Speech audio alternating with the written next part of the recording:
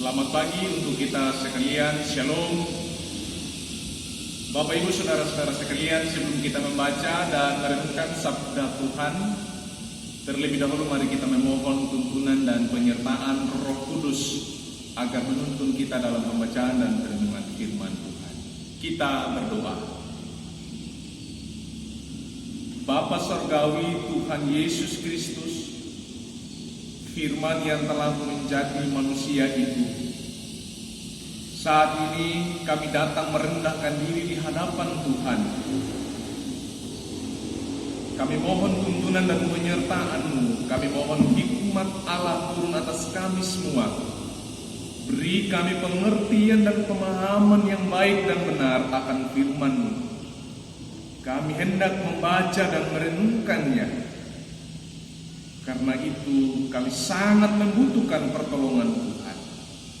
Urapi kami semua yang mendengarkan firman-Mu dimanapun kami berada. Urapi hamba-Mu yang berkata-kata di tempat ini. Di dalam nama Tuhan Yesus Kristus, kami berdoa kepada Bapa yang di sorga. Amin. Bapak Ibu Saudara-saudara sekalian yang dikasihi oleh Tuhan Yesus Kristus, firman Tuhan yang akan kita baca dan kita renungkan bersama-sama hari ini, saat ini adalah terambil dari surat pertama Petrus pasal 4 ayat yang ke-7. Sekali lagi, surat 1 Petrus pasal 4 ayat yang ke-7. Firman Tuhan berbunyi demikian: kesudahan segala sesuatu sudah dekat. Karena itu kuasailah dirimu dan jadilah tenang, supaya kamu dapat berdoa.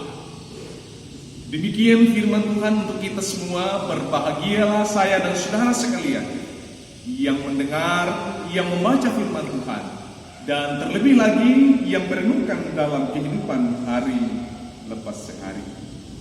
Bapak Ibu Saudara-saudara sekalian yang terkasih dalam nama Tuhan Yesus Kristus, salam sejahtera Allah bagi kita sekalian. Shalom. Saat ini kita telah membaca dan merenungkan satu ayat firman Tuhan yang senantiasa memberi kita nasihat dan memberi kita kekuatan serta keteguhan iman di dalam Yesus Kristus. Di tengah-tengah perjalanan kehidupan kita di dunia ini, ada begitu banyak hal yang terjadi. Ada hal yang baik, ada hal positif, ada hal yang menyenangkan. Namun, kita juga tidak luput dari hal buruk, hal negatif, dan hal yang menyedihkan kita. Bapak Ibu Saudara sekalian, saat-saat ini dunia dan termasuk kita juga di dalamnya, kita diperhadapkan dengan satu virus yang sangat mematikan, yaitu virus corona. Tentu secara manusia kita takut, kita khawatir dan kita cemas tatkala virus ini terjangkit pada pribadi kita sendiri. Karena apa? Karena betapa mudahnya virus ini terjangkit. Betapa mudahnya virus ini terjangkit. Virus ini tertular. Dan telah terbukti bahwa virus ini memakan banyak korban jiwa. Bapak Ibu Saudara sekalian, kekhawatiran yang sama juga, kecemasan yang sama juga kita rasakan ketika di dalam pencegahannya, di dalam menangani penyebaran virus ini, mengharuskan kita untuk tetap tinggal di rumah. Pemerintah mengambil langkah, kita tetap tinggal di rumah, menghindari kerumunan, menghindari keramaian. Bahkan pemerintah menganjurkan bagi kita untuk senantiasa menggunakan masker, cuci tangan, istirahat yang cukup, olahraga yang cukup, makan yang sehat. Itu langkah-langkah yang pemerintah hadir mencegah penyebaran virus. Di sisi lain juga kita khawatir ketika ada tindakan langkah seperti itu untuk mencegah virus ini. Kita khawatirnya apa? Kalau saya tinggal di rumah, bagaimana dengan makan minum saya? Bagaimana dengan pekerjaan saya? Bagaimana dengan usaha saya? Bagaimana dengan bisnis saya, sekolah saya, rencana-rencana saya lainnya yang saya sudah rancang sedemikian rupa? Sepertinya dengan virus ini segala sesuatu itu morat-marit, kacau balau, berantakan. Namun ada nasihat firman Tuhan bagi kita semua, seperti ayat tadi yang kita baca. Kita akan renungkan bersama-sama. Yang pertama-tama yang harus kita ketahui adalah ini yang paling pertama. Seperti firman Tuhan tadi, ayat 7. Kesudahan segala sesuatu sudah dekat. Titik sampai di sini. Apa yang dimaksud dengan kesudahan? Kesudahan itu berarti akhir. Itu berarti ujung atau finishnya, selesainya sesuatu itu. Nah, apa yang dimaksud dengan segala sesuatu itu? Kalau kita melihat konteks 1 Petrus, surat 1 Petrus ini, ada beberapa hal yang dia maksudkan. Di antaranya adalah 1, penderitaan, penganiayaan yang dialami oleh umat Kristus yang berada di Pontus, Galatia, Kapadokia, Asia Kecil, Bitinia. Kita baca di awal-awalnya itu pasal 1 ayat 1. Penderitaan dan penganiayaan karena apa? Penderitaan dan penganiayaan yang disebabkan oleh mempertahankan iman kepada Yesus Kristus Tuhan. Mereka berada di dalam tekanan, mereka berada di dalam sekolah-olah penjajahan, mereka berada senantiasa dalam ketakutan oleh penderitaan, baik secara fisik maupun secara mental atau psikis. Nah, itu yang dimaksud penderitaan, penganiayaan. Hal apa lagi lainnya? Pasal 4 ayat 6 di situ kita baca pemberitaan Injil kepada segala makhluk. Karena di tengah-tengah penderitaan, penganiayaan, firman Tuhan juga terus diberitakan. Pemberitaan Injil oleh rasul-rasul pada waktu itu terus juga berjalan. Makanya firman Tuhan katakan kesudahan segala sesuatu. Ya, termasuk seperti tadi saya katakan penderitaan, penganiayaan, dan juga pemberitaan Injil, hal-hal lainnya. Bapak Ibu Saudara yang dikasihi Tuhan Yesus Kristus, kesudahan segala sesuatu sudah dekat. Apa yang terjadi setelah kesudahan segala sesuatu itu? Apa yang terjadi? Firman Tuhan tegaskan juga di ayat-ayat sebelum 4 ayat 7. Penghakiman oleh Dia, penghakiman oleh Allah, Tuhan Yesus Kristus, Raja di atas segala raja. Penghakiman oleh Dia, menghakimi semua orang, baik sebagai orang yang percaya maupun sebagai orang yang tidak percaya. Penghakiman untuk menerima kehidupan yang kekal, yang layak menerima hidup kekal, yang berhak menerima hidup binasa.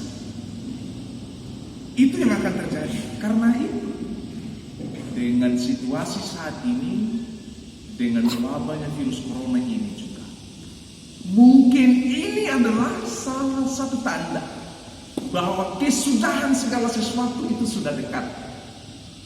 Sudah dekat, makin dekat. Bapak Ibu Saudara sekalian, apa yang kita lakukan jika seandainya dengan virus ini adalah tanda-tanda kesudahan segala sesuatu itu sudah dekat? Firman Tuhan yang kita baca, hal yang pertama, berdoa. Berdoa.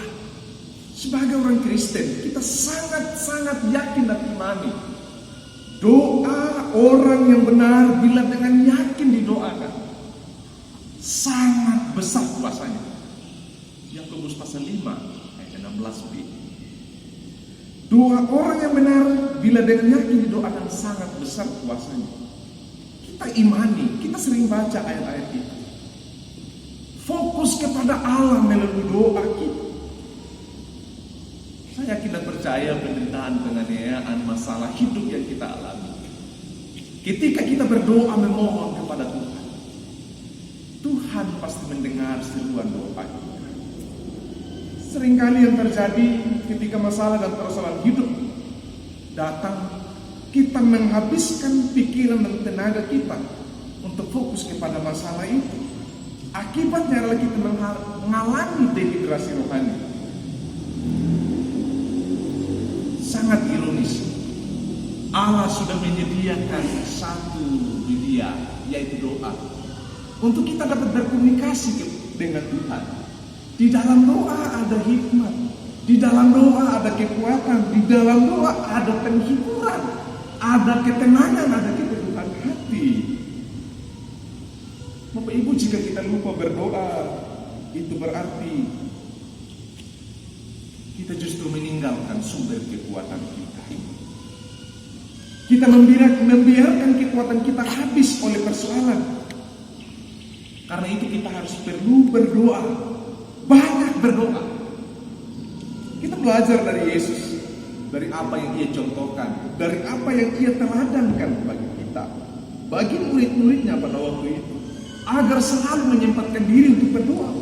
Yesus sibuk dengan pelayanannya setiap saat, tidak mengenal waktu, namun Ia selalu menyempatkan diri untuk berdoa. Kita belajar dari Tuhan Yesus Kristus. Kita yang terjadi adalah ketika masalah ada, malah waktu untuk Tuhan berdoa itu kita lupakan. Ini yang keliru. Kita cenderung lebih sibuk memikirkan masalah kita daripada hal doa. Kita sukar untuk fokus kepada Tuhan, kita lebih fokus kepada masalah. Kita sukar memberi waktu untuk kita berdoa. Nah, cara untuk menghadapi hal-hal ini, memang kalau kita ngomong bilang doa mudah dan gampang, tapi untuk kita melakukannya, kita seringkali lalai atau kita tidak bisa. Karena itu, cara untuk menghadapi situasi ini, kelalaian kita dalam berdoa atau ketidaksiapan kita dalam berdoa, hal yang kita lakukan adalah kuasai diri. Seperti firman Tuhan di sini katakan, kuasailah dirimu. Ini mengandung arti bahwa ketika kita mau berdoa, ketika dalam masalah kita mau berdoa, kita butuh kesiapan. Menguasai diri dulu, menguasai hati, menguasai pikiran, menguasai perasaan, kehendak, kemauan. Karena kita mau menghadap Raja, kita mau menghadap Tuhan. Kita mau menghadap Tuhan kita. Jadi butuh kesiapan hati, kesungguhan hati, kerendahan hati, bukan kesombongan kita. Dan lihatlah, kuasa doa itu pasti didengar dan dijawab oleh Tuhan. Seringkali ketika kita dalam masalah, kita tidak bisa mengontrol diri. Kita tidak bisa menguasai diri. Kita gegabah, kita khawatir, kita cemas, kita emosional. Kita tidak bisa mengontrol emosional kita. Ketika ada masalah kita marah-marah, banting pintu, banting perabot yang lain dan lain sebagainya. Banyak hal, anak-anak yang tidak salah menjadi korbannya dan lain sebagainya. Ketika kita dalam masalah, atau orang tamu yang datang, orang yang kita jumpai bisa menjadi imbasnya ketika kita dalam masalah. Kita tidak bisa menguasai diri. Makanya di buah roh itu, penguasaan diri itu menjadi salah satu buah roh. Mama saudara yang dikasihi Tuhan Yesus Kristus, saudara-saudara sekalian, berkenaan dengan anjuran pemerintah dalam menangani COVID-19 ini, kita dianjurkan tetap tinggal di rumah. Tapi masih ada orang yang keliaran, yang membuat kerumunan, yang tidak mengontrol dirinya. Dia seolah-olah acuh tak acuh. Dia tidak bisa mengontrol dirinya. Dia seolah keras kepala. Nah, ini orang yang tidak bisa menguasai diri. Nasihat firman Tuhan bagi kita saat ini, kuasai diri, pimpin diri ini. Kita pemimpinnya, jadi kita harus kontrol diri latih diri kita ini. Yang berikut, jadilah tenang. Artinya jangan gelisah saat menghadapi persoalan. Tetap tenang. Tenang. Markus pasal 4 ayat 39 di situ firman Tuhan katakan, ia pun bangun.